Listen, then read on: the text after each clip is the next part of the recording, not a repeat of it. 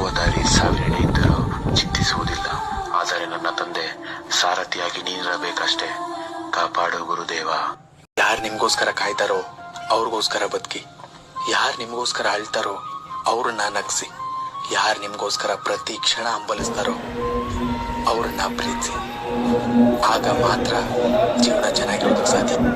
ಬಗ್ಗೆ ಕೆಟ್ಟದಾಗಿ ಮಾತಾಡ್ತಾ ಇದಾರೆ ಅಂತ ಯಾವತ್ತೂ ನೀನು ಬೇಸರಾಗಬೇಡ. ಅವರವರ ಬುದ್ಧಿ ಹೇಗಿರುತ್ತೋ ಹಾಗೆ ಅವ್ರು ಮಾತಾಡೋದು. ನೀನು ಹೇಗೆ ಅಂತ ನಿನಗೆ ಗೊತ್ತಿದ್ರೆ ಸಾಕು. ನೀನೇನ್ ಮಾಡ್ಬೇಕು?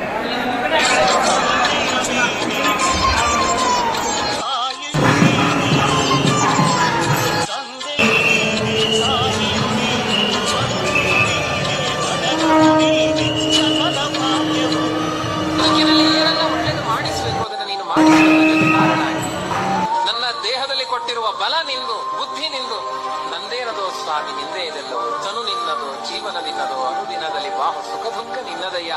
ನಂದೇನ